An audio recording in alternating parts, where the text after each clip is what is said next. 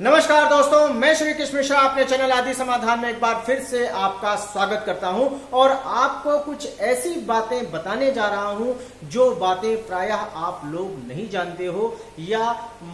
जो भी मनुष्य होते हैं वह उस पर टीका टिप्पणी करते हैं, लेकिन कुछ बातें ऐसी होती हैं जो पूर्व निर्धारित होती हैं। आपके कर्मों का उस पर कोई भी प्रभाव नहीं पड़ता है, आप चाहे जैसे कर्म करते हैं।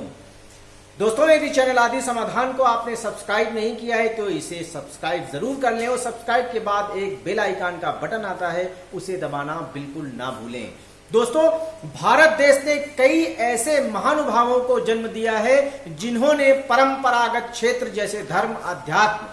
तो है ही, परंतु मेडिकल साइंस, अंतरिक्ष विज्ञान, अर्थशास्त्र, गणित के कठिन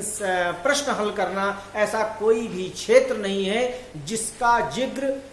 बिना किसी भारतीय की उपलब्धि के हो जाए। आचार्य चाणक्य को दुनिया का महान नीतिकार और अर्थशास्त्री माना जाता है। भले ही इसका काल, भले ही आचार्य चाणक्य का काल बीत चुका हो, परंतु जीवन के हर पहलू पर, चाहे विवाह हो, नौकरी हो, राजा हो, सेवक हो,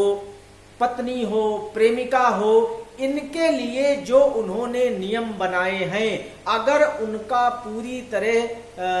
पालन किया जाए, करवाया जाए तो जीवन सुखी और सहज बन सकता है। आचार्य चाणक्य का कहना था कि जब शिशु मां के गर्भ में होता है तब उसके जीवन की रूपरेखा पहले से तय हो चुकी होती है। वह जीवन में कितना सुखद या दुखद जीवन व्यतीत करेगा, कुछ बातें उसके गर्भ में ही निर्धारित कर दी जाती हैं। चाणक्य का कहना था कि यूं तो हर किसी के हाथ में अपनी किस्मत की रेखाएं होती हैं, कर्मों के आधार पर जीवन बनता और बिगड़ता है, परंतु कुछ बातें ऐसी होती हैं जिनका निर्धारण गर्भ में ही हो जाता है और इससे बच्चे के जीवन में किए गए कर्मों का कोई भी प्रभाव नहीं पड़ता है। नंबर 1, मां के गर्भ में ही शिशु की उम्र का निर्धारण हो जाता है और वह कितने वर्षों तक धरती का सुख भोगेगा यह गर्भ में ही तय हो जाता है। नंबर 2, गर्भस्थ शिशु किस कार्य में निपुण होगा और किस कार्य में वह कभी भी सफल नहीं हो सकेगा, यह बात भी गर्भ में ही तय हो जाती है। वह शिशु कितना धनवान आगे जाकर बनेगा, यह बात भी उसके गर्भ में ही निर्धारित हो जाती है।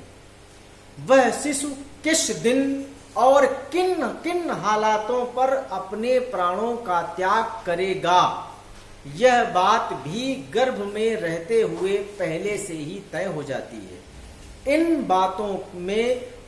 बातों का वर्तमान के जीवन में, जीवन के कर्मों का कोई भी प्रभाव नहीं पड़ता है। आचार्य चाणक्य का एक और भी कहना था, इन बातों के बाद में एक बात और कही थी कि जिन जातकों को एक अच्छे गुरु की सद्गति प्राप्त हो जाती है, वह उनके जीवन के वह कर्म जिस पर वह पूर्णतया डिपेंड होता है या परमात्मा ने उसे वह गुण सबसे भिन्न अवस्था में दिया है और परफेक्ट के साथ दिया है, वह गुण वह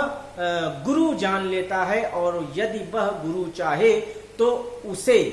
उन गुणों के आधार पर बहुत ज्यादा ऊंचाइयों तक ले जाता है। जिनको अच्छा गुरु भाग्य से मिल जाता है उनकी प्रतिभा निखर जाती है और जिन्हें जीवन में गुरु अच्छा नहीं मिल पाता, वह जीवन भर यह नहीं जान पाते कि वह कौन सा विशेष गुण, कौन सी ऐसी विशेष प्रतिभा है जिसे लेकर मैं जन्मा हूं और शायद अपने जीवन भर वह वही कार्यों को करता रहे जिनके लिए उस शिशु जब वो गर्भ में था तो पहले ही तय था कि इन कार्यों पर यह कभी भी सफल नहीं हो पाएगा। दोस्तों, यह विचार आचार्य चाणक्य के थे और जो कि एक बहुत अच्छे रणनीतिकार, अर्थशास्त्री थे और उनके बराबर इस युग में, इस भारतवर्ष में कोई आचार्य अभी तक नहीं जन्मा है इस कलयुग में। दोस्तों, यदि वीडियो पसंद आया हो तो इसे लाइक करें, चैनल आदि समाधान को सब्सक्राइब करें। मैं प्रणाम करता हूं अपने सभी दर्शकों का जो अभी इसे सुन रहे होंगे और आगे जो इसे सुनेंगे, मेरा प्रणाम स्वीकार करें।